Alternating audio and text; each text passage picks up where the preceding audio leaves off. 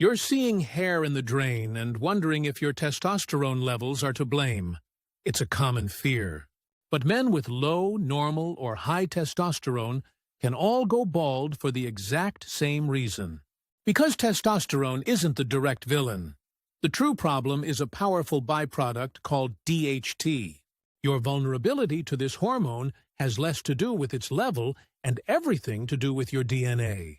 In the next few minutes, we'll break down the science of DHT, show how it destroys hair, and reveal real solutions.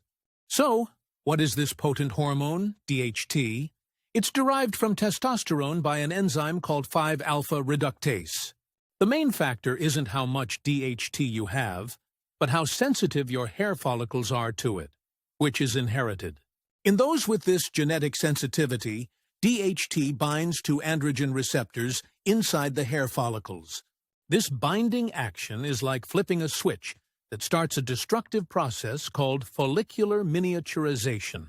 Miniaturization disrupts your hair's natural growth cycle. The growth phase gets shorter as the resting phase gets longer.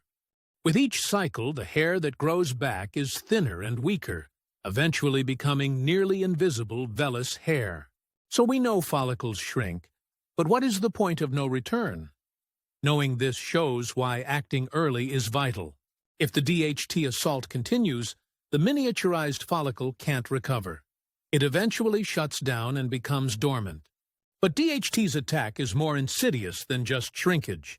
It also causes chronic, low-grade inflammation around the follicle. This long-term inflammation leads to fibrosis, scar tissue, which chokes the follicle, making recovery almost impossible. Here's the ultimate proof it's about sensitivity, not levels. The same DHT that harms scalp hair stimulates beard growth. Can severe testosterone deficiency cause hair loss? Yes, but it looks different. It's diffuse thinning, not a pattern.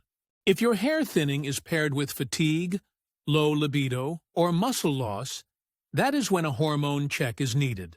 Now that we have the DHT mechanism down, let's add some real-world complexity. Hormones are only part of the story. If low testosterone is a health issue, shouldn't TRT fix your hair?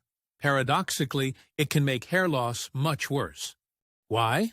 Because TRT gives your body more raw material. More testosterone means more fuel for the conversion into DHT. Another major factor is stress. High cortisol can push hair follicles into a premature resting phase, causing shedding. Your diet is also foundational. Deficiencies in iron, zinc, and protein can starve follicles, independent of hormones. We've seen the paradoxes and the complications. So, what can actually be done? The best solutions target the real problems. We saw how genetic sensitivity is the trigger, and TRT adds fuel to the fire. This means you must protect your follicles. This is where medications like finasteride intervene. They work by inhibiting the 5-alpha reductase enzyme on the scalp. Another approach supports the follicle directly. Minoxidil works by increasing blood flow and extending the growth phase. Beyond medication, other options exist. PRP therapy uses your own blood's growth factors to stimulate follicles. And do not forget the foundations we covered. Managing stress and ensuring proper nutrition are non-negotiable for healthy hair. So, the idea that low testosterone causes male pattern baldness is a common misconception. It's about DHT sensitivity. Understanding this distinction is the most productive first step. It means you can seek treatments that target the true cause. If you're concerned about hair loss, consult a dermatologist or endocrinologist. They can properly diagnose the cause and create a plan. The good news is that with modern science, from DHT blockers to growth stimulants, you have power to manage hair loss. Knowledge is the first step. You now understand the real science behind your hair loss, and that is the foundation for control. Subscribe for more evidence-based guides to men's health. What topic should we tackle next? Let us know in the comments.